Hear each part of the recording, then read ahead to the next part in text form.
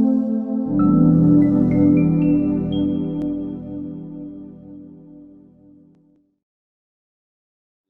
ilaha illallah wahdahu la syarikalah wa asyhadu anna Muhammadan abduhu wa rasuluh.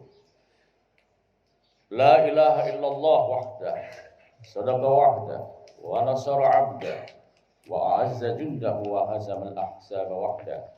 La ilaha illallah wallahu akbar. Allahu akbar walillahil hamd.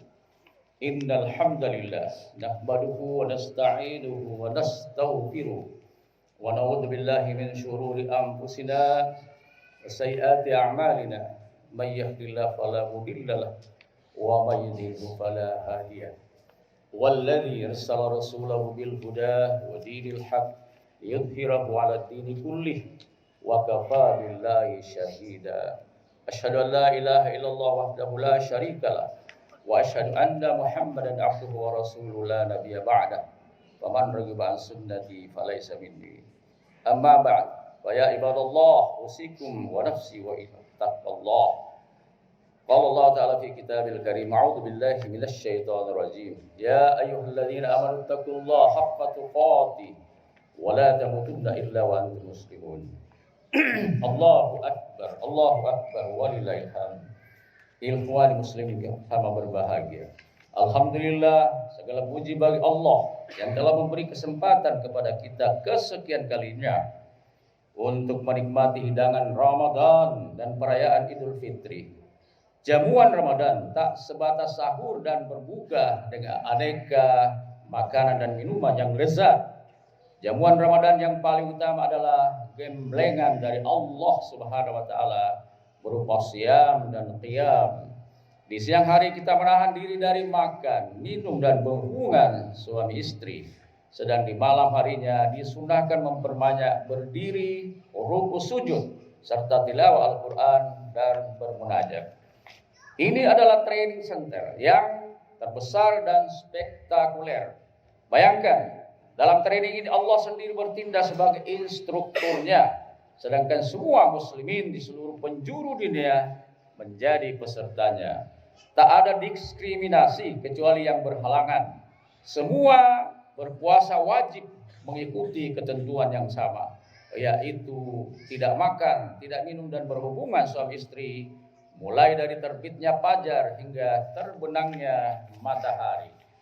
Training atau lebih tepatnya adalah sekolah ruhiyah atau madrasah Ramadan ini terbuka untuk umum. Siapa saja yang mengaku beriman akan terpanggil memenuhi kewajiban sebagai peserta.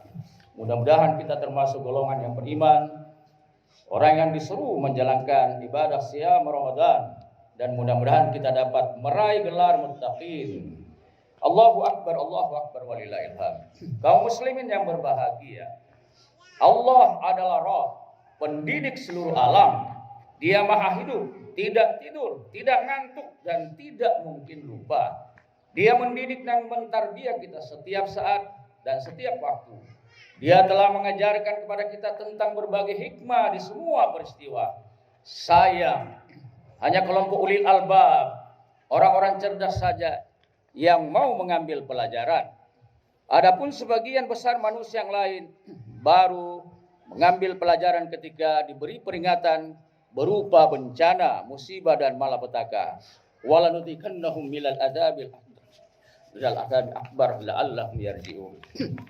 Musibah yang kecil yang di dunia, dan setelah itu Allah akan memberi musibah besar. Oleh karena itu mari kita kembali la'allahum yarji'un, kembali kepada Allah Subhanahu wa taala.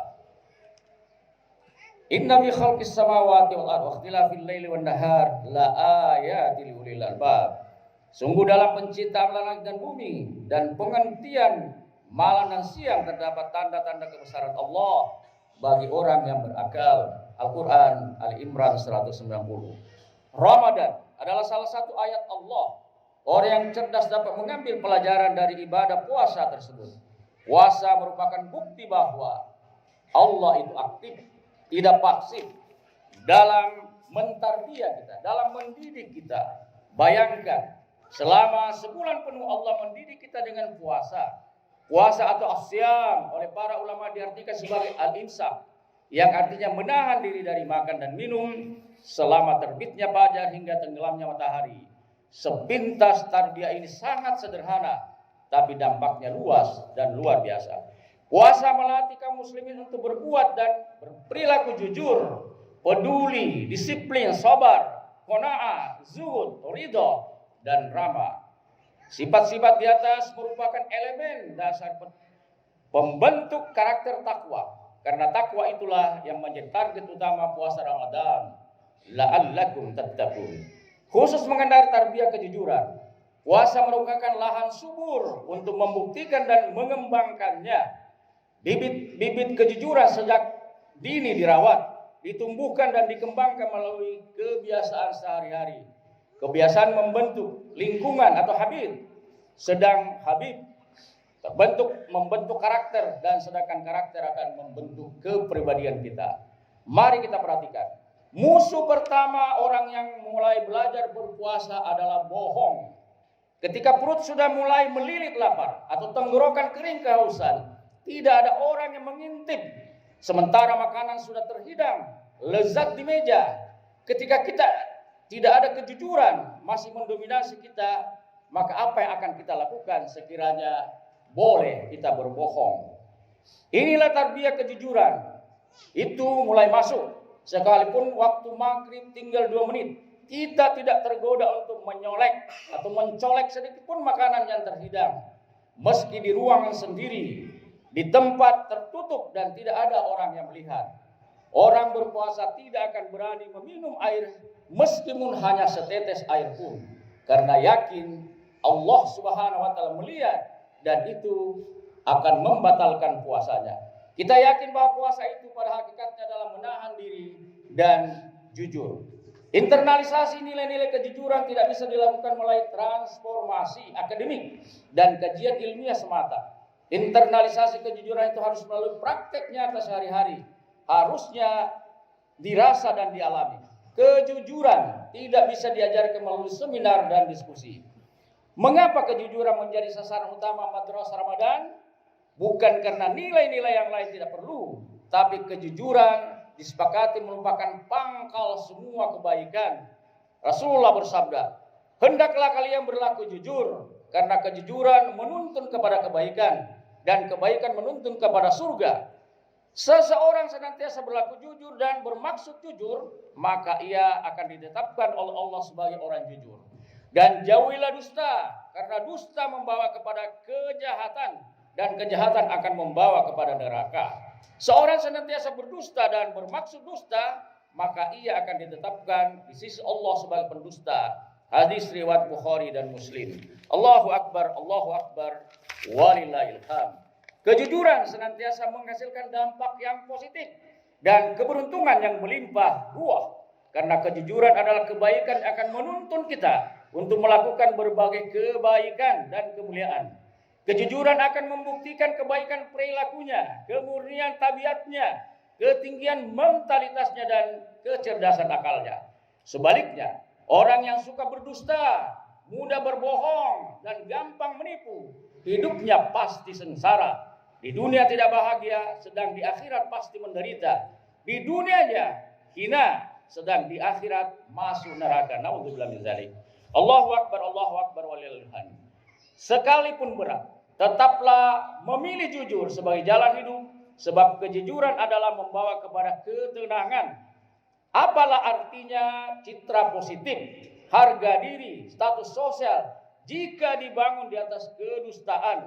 Apalah artinya ketenangan jika dibangun di atas kepalsuan?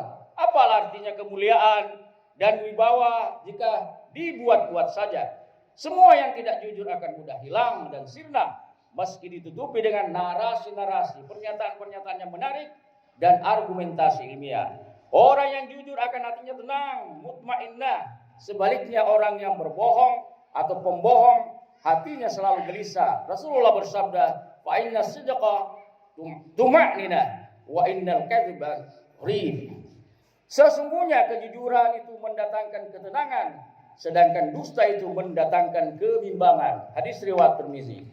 Orang yang membohong selalu dihantui oleh kebohongannya. Hidupnya tidak tenang dan merasa dikejar-kejar oleh bayangan kebohongannya sendiri. Mereka takut suatu saat kebohongannya akan terbongkar, sehingga satu kebohongan harus ditutupi dengan 10 kebohongan, dan 10 kebohongan harus disiasati dengan 100 kebohongan, dan seterusnya. Berbohong adalah pangkal kejahatan, dan pembohong adalah ciri kemunafikan.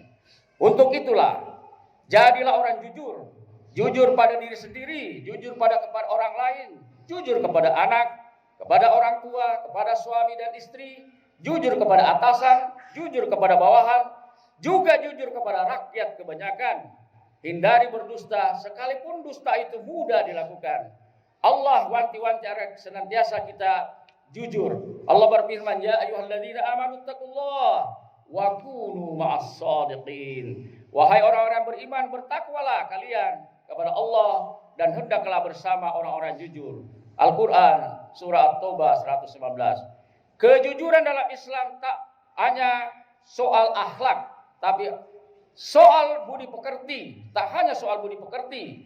Kejujuran itu persoalan ajaran yang asas, yaitu akidah dan keimanan. Orang yang tidak jujur berarti mencederai akidahnya sendiri. Dalam kitab Al-Muwatta, kumpulan hadis yang dihimpun Imam Malik, disebutkan bahwa para sahabat bertanya kepada Rasulullah SAW, wahai Rasul, apakah seorang mukmin bisa menjadi pengecut? Beliau menjawab boleh atau bisa. Lalu beliau ditanya lagi, apakah seorang mukmin bisa kikir? Beliau menjawab bisa. Lalu beliau ditanya lagi, apakah seorang mukmin bisa menjadi pendusta? Rasulullah menjawab tidak. Menurut Rasulullah, bisa saja seorang mukmin memiliki sedikit sifat yang kurang terpuji, seperti penakut, kikir, bahkan menjadi pengecut. Tapi suatu hal yang tidak boleh ada dalam diri seorang mukmin adalah pendusta. Mukmin itu pantang berbohong, dan ini harus dicamkan baik-baik kepada kita semua. Kejujuran adalah kesesuaian dengan ucapan, perbuatan, dan kenyataan. Adalah sebuah kebohongan yang terang-terang. Jika seorang mengatakan A, padahal kenyataannya adalah B. Dia berkata sedang ke selatan, pada realitasnya menuju ke utara.